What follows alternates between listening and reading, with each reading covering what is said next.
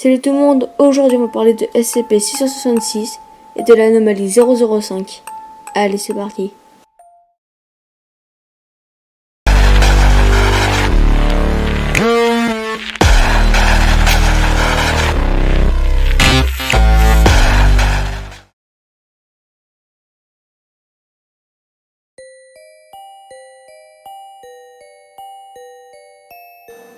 SCP-666 est une yourte tibétaine de taille moyenne. Elle est faite de branches de bois et elle est couverte de cœurs de yak. La yourte mesure 2,44 m de haut et a une base de 9,14 m de diamètre. Elle a une forme circulaire.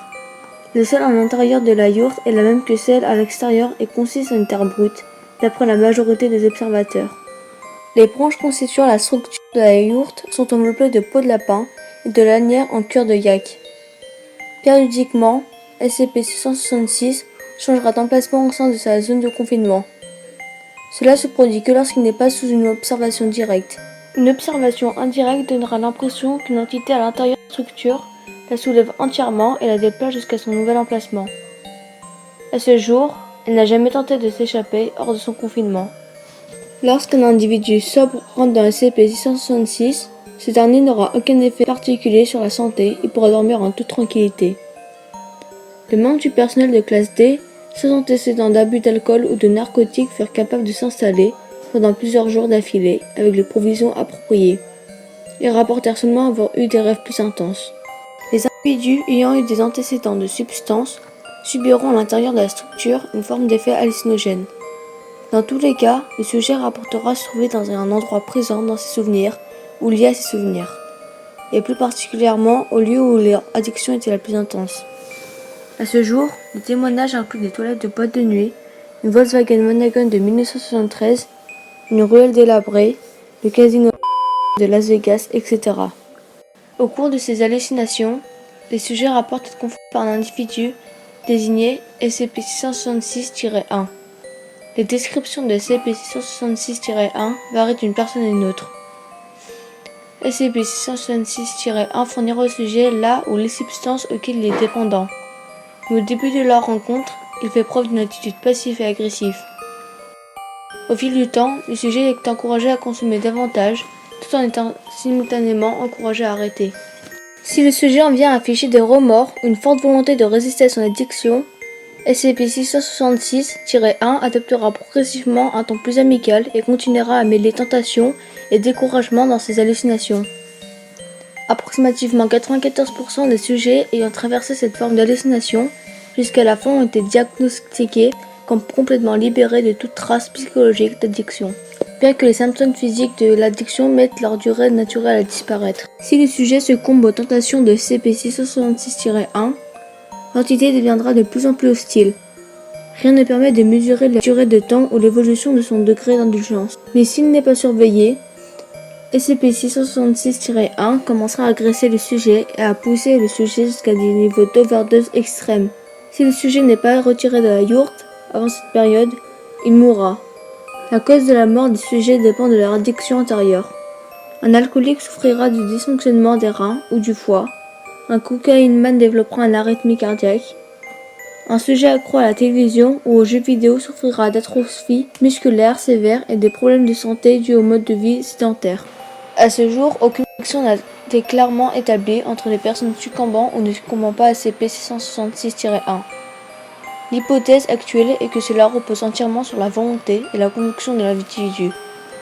Toutes les tentatives faites pour interroger directement SCP-666-1 ont échoué, étant donné que l'entité soit détourne la conversation, soit refuse directement de répondre. La seule phrase révélatrice de sa nature fut une unique instance de « Nous ne sommes pas importants ici. Tout cela ne concerne que vous ». Cela indiquerait soit que plusieurs entités sont rattachées à SCP-666, soit que d'autres instances de SCP-666 existent à travers le monde. Et des témoignages presque identiques sont récemment manifestés au nord du Canada, décrivant une hutte de Wendigo, apparue dans plusieurs régions éloignées. Bien qu'elle ne soit pas certifiée, la similarité de ces histoires semble confirmer qu'il existe au moins une instance supplémentaire de SCP-666 hors confinement. Si une autre instance est découverte, elle doit absolument être transférée au site 17.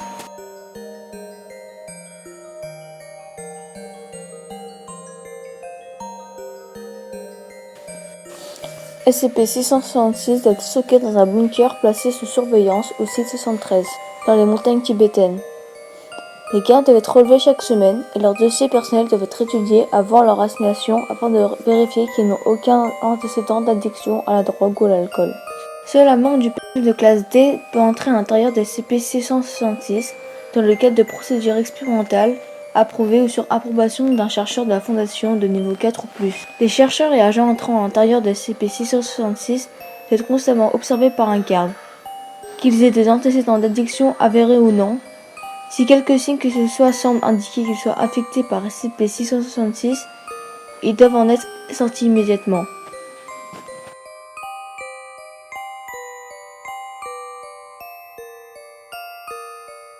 SCP-666 a été découvert en 1973 par des agents de la Fondation explorant les montagnes de la région suite à des rapports faisant état de plusieurs personnes portées disparues qui étaient revenues de la région en donnant la même explication.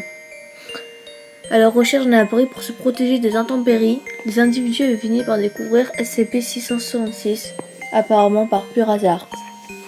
L'équipe d'exploration, partie dans des conditions météorologiques similaires, fut également capable de découvrir la yourte.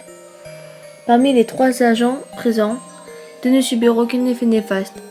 Le 3e entra dans un état de stupeur, souffrant d'hallucinations intenses et marmonnant des propos incohérents. Lorsque l'équipe fut retrouvée, la yourte fut récupérée et emportée au site 73 pour une étude approfondie.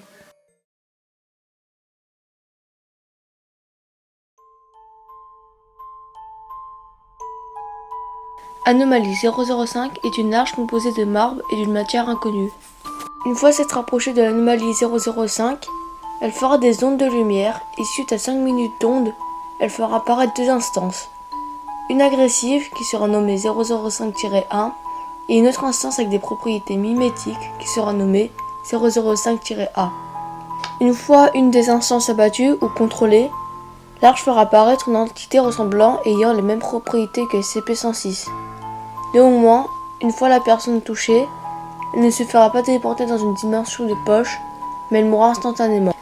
En cas de mort causée par 005-B, le cadavre doit être incinéré sous cause de transformation en zombie. Ce cadavre sera appelé 005-B1. L'instance ressemblant à SCP-106 sera appelée 005-B et n'est pas invisible. Une fois l'instance éliminée, une autre instance ressemblant à un ange apparaîtra et délivrera un message de son choix. Cette instance sera appelée 005-2. Son message se réalisera quelles que soient les circonstances. Bien qu'il a affirmé qu'une brèche de confinement se passera et SCP-682 sortira de sa zone de confinement. Et comme dit dans le document, le message se réalisa et SCP-682 causa 593 morts et 10 953 blessés majeurs en se téléportant mystérieusement au quartier scientifique. Aucun moyen n'a été découvert pour endommager ou détruire l'arche. Même la plus puissante de leurs bombes nucléaires ne l'a pas détruite.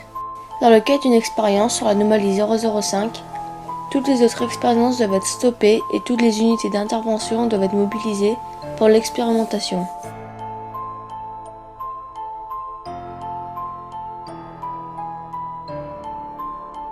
Anomalie 005 doit être confinée dans une cellule de 50 mètres dont les murs, le plafond et le sol doivent être composés de 3 couches de titane, de plomb et de fer.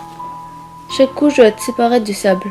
Le sable a été rajouté suite à l'incident 1. Une instance inconnue est apparue par le portail. Les chercheurs expérimentés se sont rendus compte qu'elle était vulnérable au sable. Depuis, elle n'est plus apparue. C'est pourquoi cette instance n'a pas été rajoutée au rapport. Cet incident a causé la mort de 45 personnes. Test classe D, un sujet principal et 2 autres classes D. Qu'est-ce que c'est que ce portail? Approchez-vous et posez pas de questions. Qu'est-ce que c'est que ça? Tout classe D participant doit subir un test psychologique afin d'écouter les membres du personnel chargé de l'expérience, même si ce dernier doit y laisser sa vie. Tout le personnel doit subir un test psychologique après chaque expérience. Tous les membres non autorisés ayant entendu parler de l'anomalie 005 doivent ingérer un amnésique de classe C. Si celui-ci ne marche pas, le personnel doit être exécuté sur un peloton d'exécution en lui demandant sa dernière volonté. Pour une expérience sur 005, Il faudra au moins un agent surentraîné ainsi que tout l'effectif UT. Tout le personnel ne participant pas à l'expérience doivent rester dans un bunker. En cas de déconfinement, les membres doivent être évacués. L'escouade Alpha 13 doivent être envoyés avec une tenue antimimétique et blindée. Personne ne doit entrer dans le confinement sauf en cas d'expérience approuvée par l'administration de la SCS Corporation. Voilà, c'est la fin de la vidéo. J'espère qu'elle vous aura plu et à bientôt dans une prochaine vidéo. Salut!